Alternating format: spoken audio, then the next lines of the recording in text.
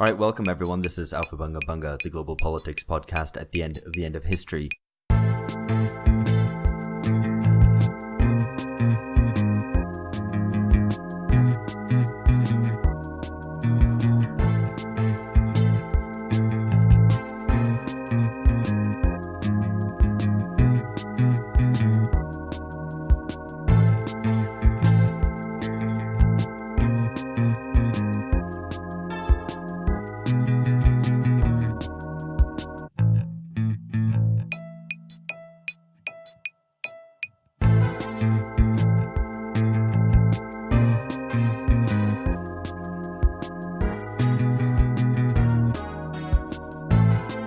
This is a little bonus episode to catch up with Aurélie Dianara, whom we spoke to last in early December.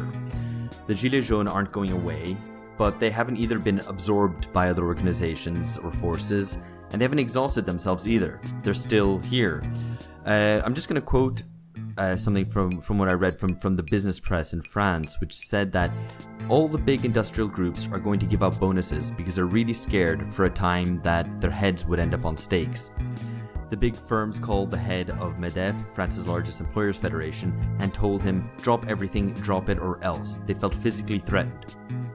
So listeners will know that we don't go in for boosterism on this program and we try to be cool and analytical, but that really seems a sustained level of fear from the part of elite and a sustained level of mobilization from the part of Gilets Jaunes, and elites are afraid of where this might end up. And I'm just reading the press on this, I'm amazed by the number of times I've seen references to 1968 or even 1936.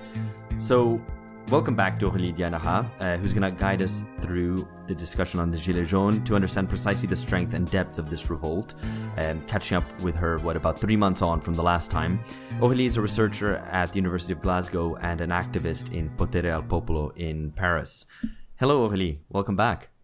Hi, thank you for inviting me again. It's great to be back on the show. Yeah, it's great to be able to catch up. I really wanted to do this sort of catch-up show when we talked in early December, but obviously didn't know if there'd be calls to do so.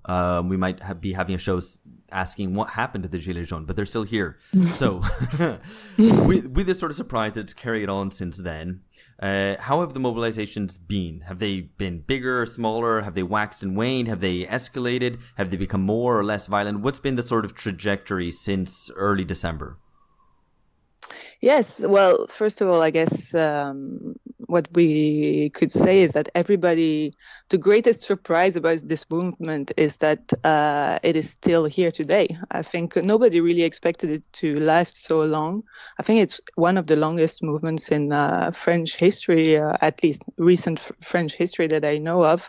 Everybody kind of expected it to die during the Christmas, the winter break, and indeed during the winter break, after a month of December that had been very, very participated and with strong clashes, quite violent mobilizations. At the end of December, during the winter break, the Christmas break, and New Year's Eve, the mobilizations went a little bit. Obviously, they lost participation, and everybody was quite surprised to see that in January it started increasing again. So we had every Saturday, because you know that the movement mobilizes every Saturday, particularly strongly in different cities in France. We had increasing mobilization, 50,000, 80,000, 100,000. Recently, there's been a sort of general strike and a mobilization together with the unions, where officially, according to the unions, 300,000 people participated. And so everybody has been surprised by this increasing participation. Contrary to most movements we have seen in France in the past decades, where participation has gone decreasing progressively, here we had sort of an undulating participation in a way. You have some Saturdays that are a bit less participated, and then it decreases again. And so tomorrow it's going to be the 16th Saturday of mobilization. In the meanwhile, there's still been roadblocks, occupations on roundabouts, parking lots. There has been blockades in malls, pay tolls, commercial ports, logistic hubs. All this has been continuing to go on since the 17th of November. So it's almost 3 months and a half that this movement has been going on. And the Gilets Jaunes, the yellow vests have been everywhere on social media, but also on the public and private press since mid-November. They are commented widely every day since mid-November, and they seem to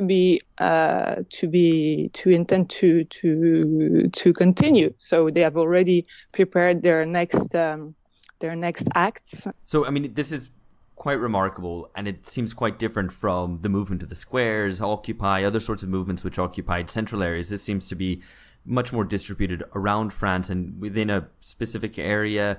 You know, as you say, occupying logistics areas, logistics depot. It seems a lot more of a sort of a plebeian movement than these other ones. And I mean, we can return to discuss that, and it's something that we discussed in our last episode. It was something that was already present with the Gilets Jaunes right from the start. But I wanted to turn to discussing France's reaction to this. Firstly, bluntly, has this punctured France's depression? France, I think, has been occupied by a sense of social and economic and political and even cultural drift over the past decade or more. You know, anxious about terrorism recently, riven even by culture wars. So have the Gilets Jaunes managed to break the post-political conjuncture? How has the climate, how has the atmosphere changed? So I would say that what has deeply changed with the movement is that a lot of people have sort of become aware. On the 17th of November, something changed in the mind of a lot of people in France, from the popular and middle classes, who became collectively aware of their potential collective force, basically, on the 17th of November, and who became, in a way, politically aware. And so you can feel in French society that there is a degree of politicization of debates about every issue of fiscal justice, social justice, economic issues, the link between the problems of French society and the European Union, the problems of democracy and the institutions, and so on, are being debated much more in a much more sort of contradictory way than it used to be before that, I think. Clearly, the French government is going through a very deep crisis, probably the deepest crisis that any French government has been going through in the past decades. It's not clear, obviously, it's very unclear what is going to happen at this stage. I mean, everything is still in progress, in process, and we don't know what the government is going to do. We're probably going to know more in about 2 weeks, when the great national debate will take end. But for now, what we know, it seems to everybody, I think, that France is going through a major moment of its history, of its popular history. And everybody kind of knows that it might not be a revolution, but things won't be the same as they used to be, because people who woke up, all these people who woke up, they're not going to forget about all these things that have been discussing for over 3 months on roundabouts, in assemblies, and so on. Yeah. You mentioned Macron's great debate, which seems to be the kind of often a default response to a sort of crisis where you don't have enough support, but you want to bring everyone together. And the way that the great debate has been constructed seems to be, as you put it in your Jacobin article, rather circumscribed. So, no questions are off the table, except there are lots of questions which are off the table. So yes. Could you tell us a bit about that, and could you tell us a bit in general of what the attitude has been of so-called respectable opinion? You know, the media, the middle classes, and so on. Has it been confrontational? Has it been dismissive? Has it been demonizing? Has it been conciliatory? What's been the mode of the response from respectable opinion? Sure. Well, so just to give a bit of context, this great national debate had been announced by Emmanuel Macron during his speech in December, and it started on the 16th of January, if I'm not mistaken. Basically, a few days before the beginning of that debate, the Élysée, the government published a letter, which is Macron's letter to the French people, explaining basically that there was going to be a great national debate, including all citizens, and all citizens were going to be able to participate and to say their opinion about the great themes that are important for the French nation, over themes such as obviously fiscality, social services, the democracy and institutions, the environmental transition, and so on. It was said in that letter that no, as you just said, that nothing would be off topic, but it was also explained from the start that some topics actually were off the table, because we weren't going to go back and to abolish the fiscal measures that had been taken by Macron's government. So basically, it was out of question to think about reinstalling the solidarity wealth tax, which is one of the main demands of the Gilets Jaunes, or to impose a more progressive taxation system through, for example, the abolition of the flat tax, or through the abolition of the CICE, which is a tax exemption and subvention program that offers 40 billion euros each year to big French enterprises. And so basically it was going to be a debate only about how to cut some taxes here and to make some to make some economies here or there, but none of the real question of fiscal injustice and inequality that is at the heart of the Gilets Jaunes movement was off the table. So let me just interrupt here, because I wanted to nail down exactly what the attitude has been, not just from the government, but from the media and the discourse, as it were. Ben had a question specifically about one dark aspect of this. Well, there's been a lot of noise, and it actually reminds me kind of a bit of the sort of anti-Labour messaging from within the right-wing faction of the Labour Party in the UK about anti-Semitism in France.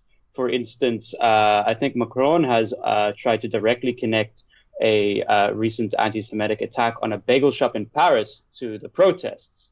And there's been a lot of promotion of this sort of discourse including in the Anglo media from French commentators sympathetic to Macron and the sort of useful clowns of the French establishment like Bernard-Henri Lévy, that there's something anti-Semitic intrinsically about this movement. But to what extent is anti-Semitism a real problem in France? Are there elements of anti-Semitism within this movement?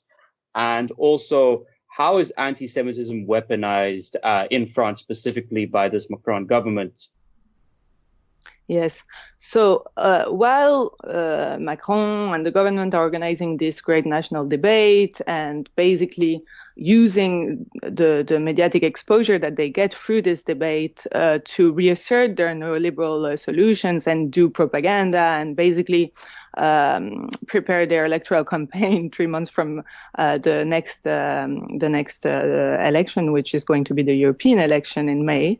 At the same time, they repress very strongly the movement, and they continue something that they have been doing, that both the government and the media have been strongly doing since the beginning of the movement, which is an attempt to discredit and sort of dehumanize the movement by picturing it as a racist, xenophobic, anti-Semite, homophobic, sexist movement. This dynamic has been going on since the very start of the movement. Every time there has been acts of some homophobic, sexist, and racist insults, words, assaults, and this has been widely reported by the press, and this should be obviously, and it has been condemned even within the movement of the Gilets Jaunes. And lately, we have basically seen one of the latest episodes of this discrediting attempt with the Alain Finkielkraut's assault, which has been widely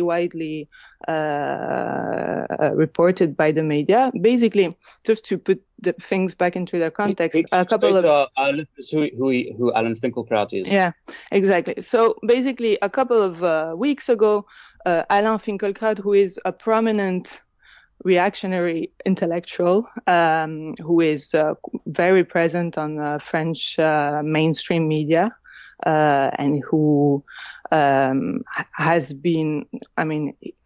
very clear racist anti-Islam views and who is widely hated also in general within the left-wing spheres, let's say. He has been assaulted by a handful of Gilets Jaunes during a Gilets Jaunes demonstration a couple of weeks ago. This scene was filmed, and it was widely reported and commented by the media. The government obviously immediately took this occasion to explain once this movement was xenophobic, anti-Semitic, and that it was manipulated by the extreme right, as they have been doing since the beginning.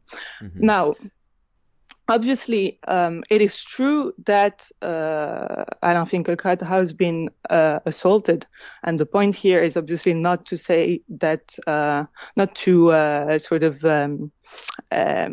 justify this, to legitimize this, but it is also true that all these acts like this one have been marginal in the movement, but they have been widely reported by the media over and over again. Whereas the demands of the movement have been, the government can't listen to the demands, the fiscal and the social demands of the movement, but they only listen to the racist acts or the violence basically that is going. So let me ask you, because, and I want to ask specifically about the nature of the anti-Semitism accusation, because I mean we know that over the past 20 years, since the working classes have been removed or excluded or marginalized from public discourse, from the plane of politics, that the working class is treated, broadly speaking, as racist, lumpen racists, and that's the only form that politics from the working class often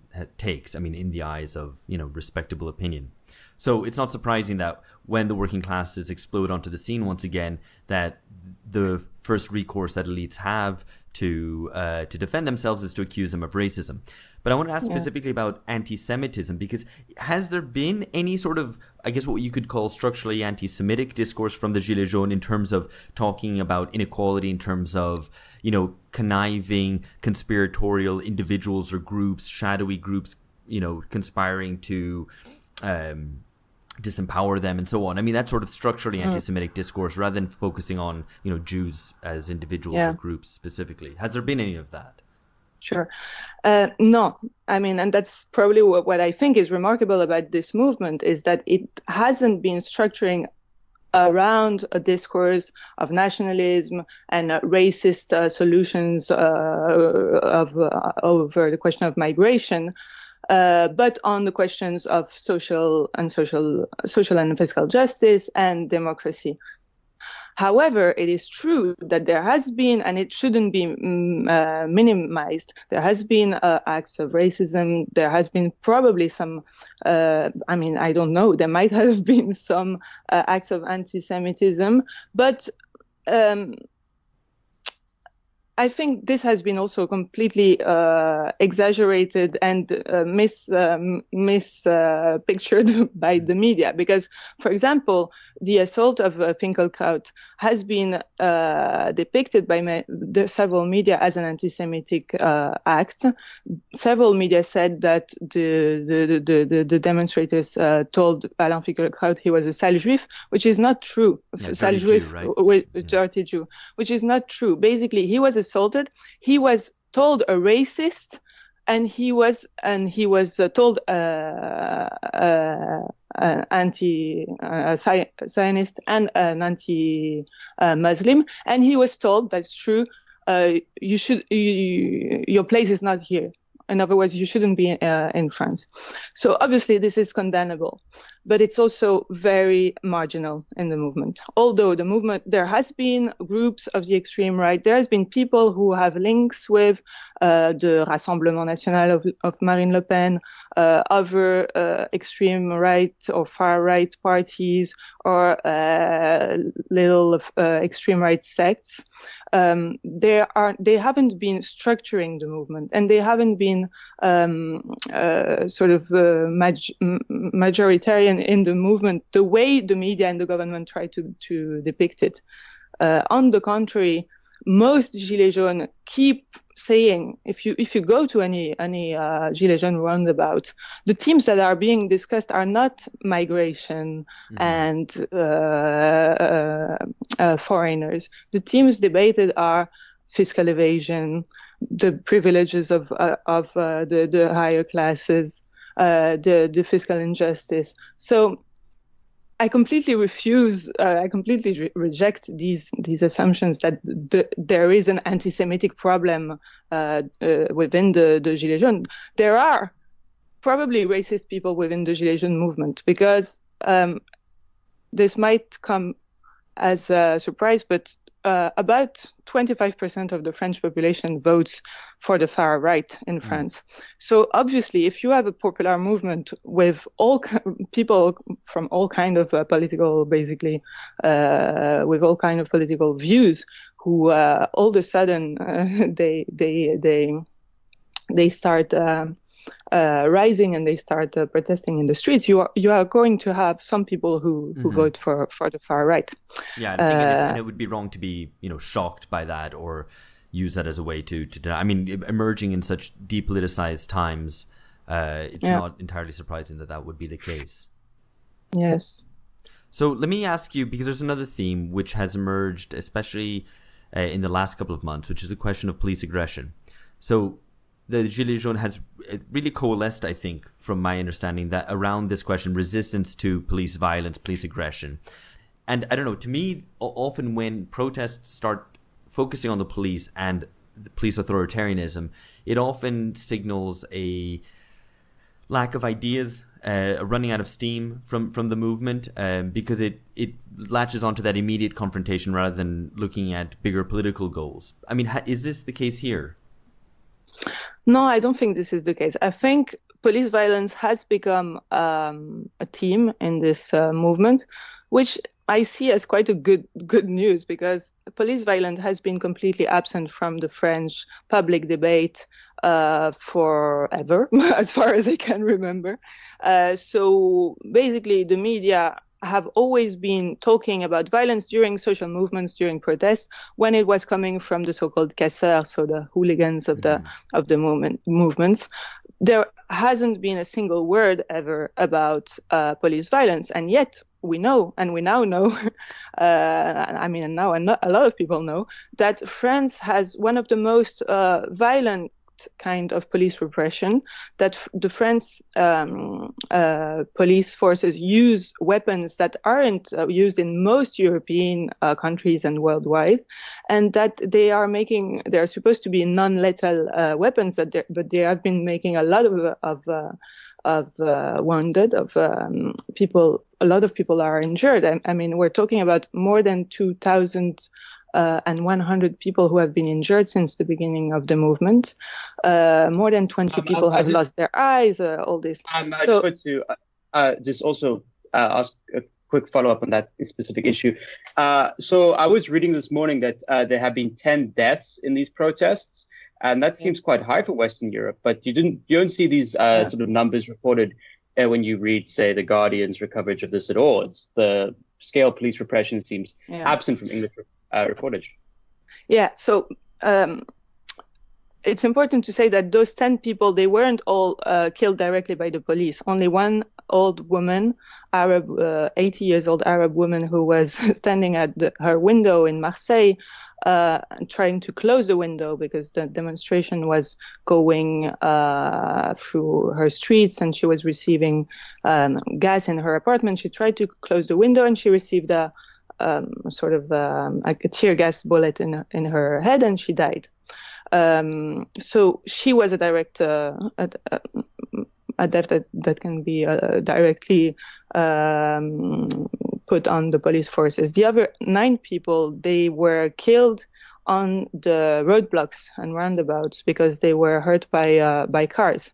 Okay, so because as you know, the Yellow Vest movement has been since the start. Its strategy has been to block roads and roundabouts and pay tolls, etc. Some other people who were unhappy about these blockades basically committed acts of violence with their car and with their cars and killed people. Obviously, this could have been impeded by the police if instead of sending 80,000 police forces every week to repress the movement, the police forces had been used in a more sort of protective way, and if the police forces were actually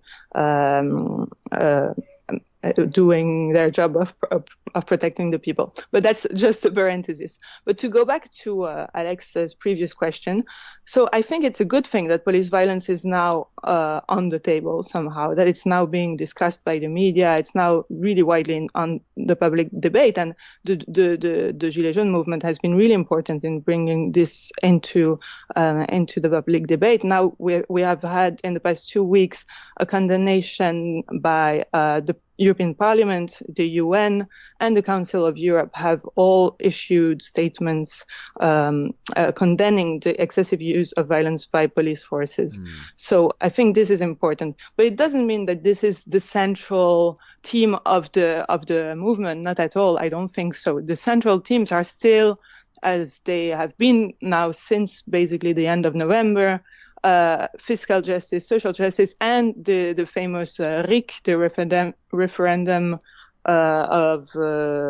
from Citizens Initiative, which is supposed to give greater participation to citizens into the French democracy.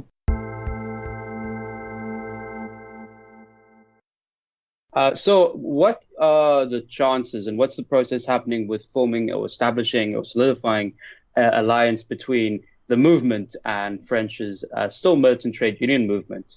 I understand that elements of the movement have been quite in favor of this, but there also seems these sort of figures that pop up perennially in this melee of the movement that seem to be kind of instinctually anti-union. Is there a contradiction there? What's happening with the movement and its relations with unions? Yes.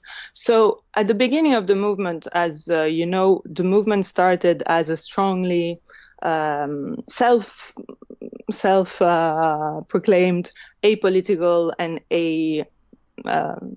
trade union, which is not anti-trade union, but basically they didn't want any political colors or trade union colors, flags, etc. on the roundabouts, on the mobilizations, and the relationship between the Gilets Jaunes movement and the trade unions were quite difficult, quite complicated at the start because. As I said before, as you know, a lot of people on the left, including most of the trade unions, at the beginning initially saw the movement as an anti-tax a petit bourgeois movement piloted or manipulated by the extreme right, and they wanted nothing to do with this with this movement. But very soon after the 17th of November, people realized that what was going on was much more than that, and that there were claims that were emerging within the movement that were much more than just we want to pay less tax.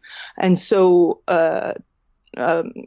trade unionists, members of trade unions, have started to be on the occupations, on the roundabouts from the month of November, from the beginning, not wearing their colors or whatever, but just being there, talking to the people, and bringing solidarity, basically. And they have also pushed some trade unions, not all of them, through this sort of like grassroots push. They have pushed these trade unions to give solidarity and to commit in favor of the movement. So after a few weeks, most trade unions had declared that they were in favor of the movement, but not all of the unions are now mobilizing in favor. We've had a sort of like progressive. Sorry, yes. It's interesting that it's come under the umbrella of the Gilets Jaunes and not vice versa. That the leadership still remained, to the extent that there is leadership of this within the Gilets Jaunes umbrella, and not that the Gilets Jaunes are following the leadership of the unions, for example. Yeah.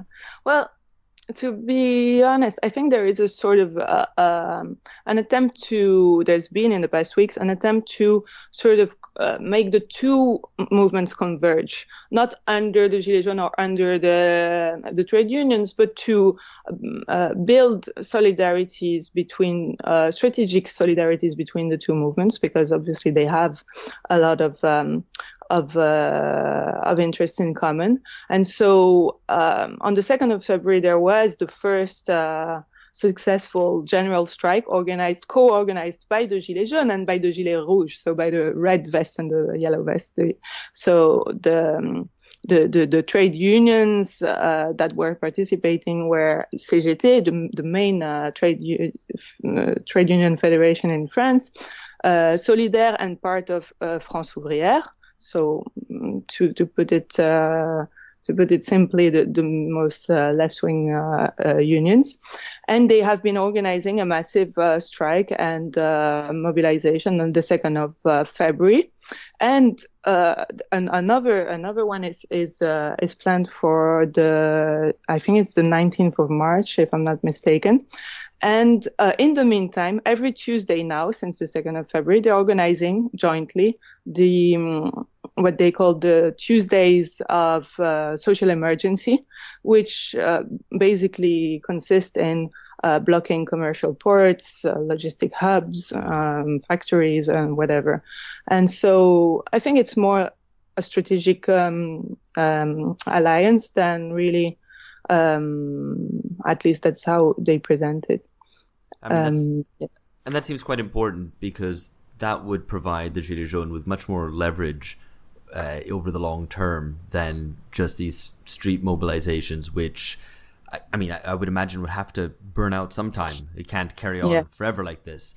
And one thing in terms of looking forward and what longevity might have, it's interesting that they continue to reject any leader figures and any institutionalization. So you write in your Jacobin piece about how there's, broadly speaking, resistance to participate in the European elections, either as a Gilets Jaunes party or a sort of Gilets Jaunes candidates in other parties.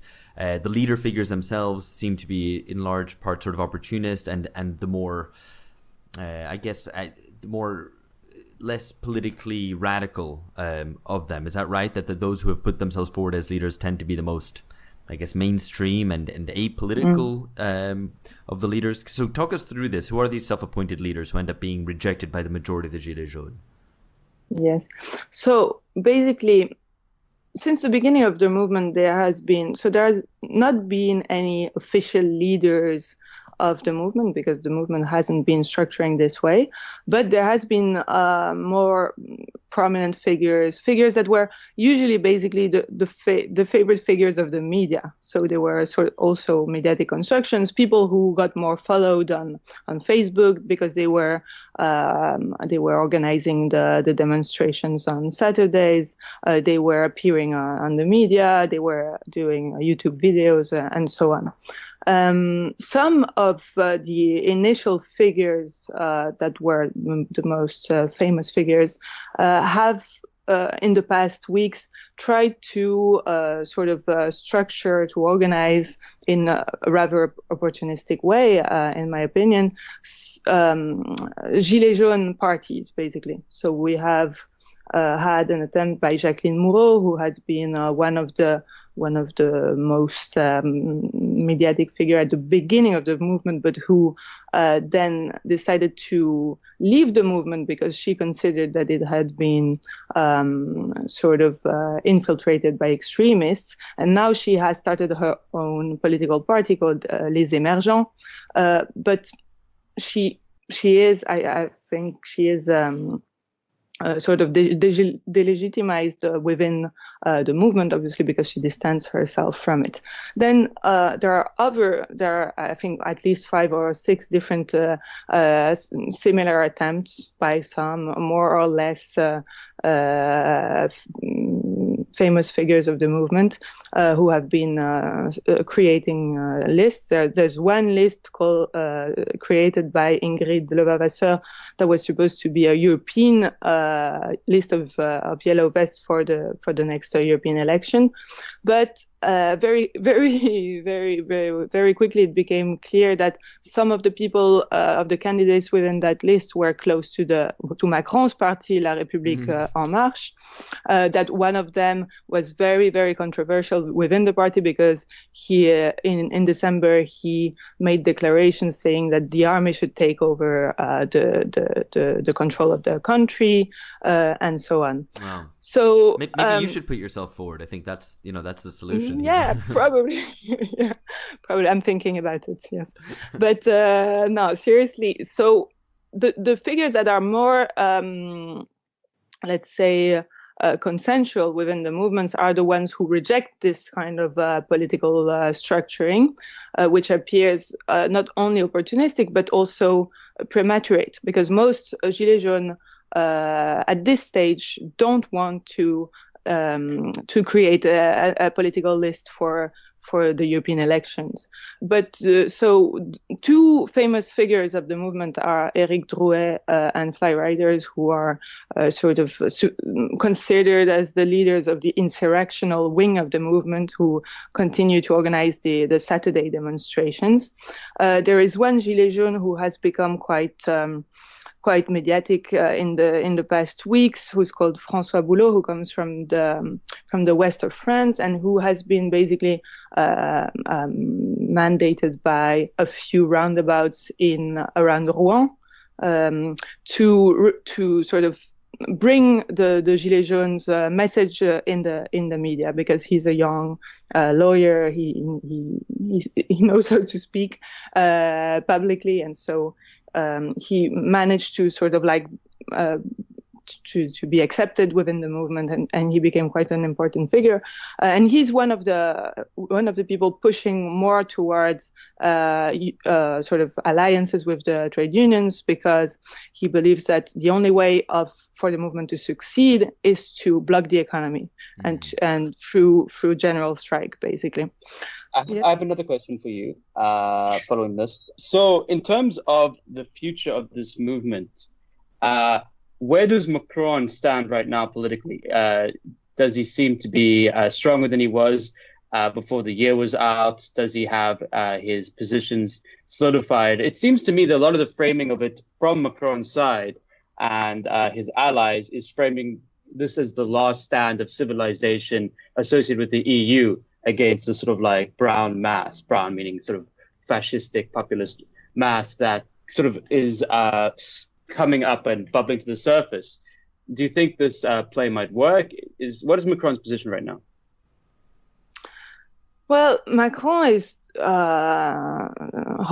trying by all means, by the use of violent police repression, legal, judicial repression, and through the organization of this sort of grand débat propaganda, great debate propaganda, he's trying to enforce basically his neoliberal solutions. What is really stunning about this movement is that despite the determination of the movement, despite the violence, the government is just determined to keep following its own neoliberal utopia. But it seems quite clear at this point that the popular unrest is too strong for Macron to, at least that's my opinion. I don't see how this can really calm down, how he can just, I mean, if he wins the European election, then obviously he will interpret this as, okay, so my program has been legitimized by the vote, so I'm going on with my reforms, and then he will present a new reform of pensions, of unemployment benefits, and so on. His social base is rather narrow, isn't it? So it's not like he has a huge amount to lean on. He was elected with still a pretty slender proportion of the votes, I mean, in the first round anyway. Yes. So. Yes, but so if he manages to play exactly, that's what he's trying to do now. If he manages to play exactly what he played during the 2017 presidential election campaign, which is a sort of polarization between the populist extremes and the progressive Europeanist center, then he might have a chance to win the elections again, especially if there is, in the end, a yellow vest list at the European elections, because if there is a European yellow vest list, they will mostly take the votes of the so-called extremes and not of Macron, because his slim but determined electorate is still going to vote for him.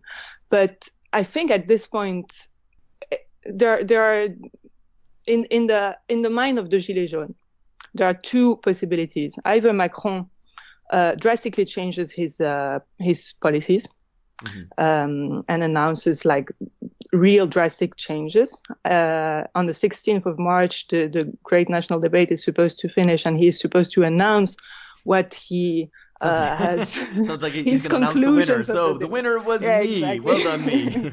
He's going to announce what his conclusions are and what he's going to do.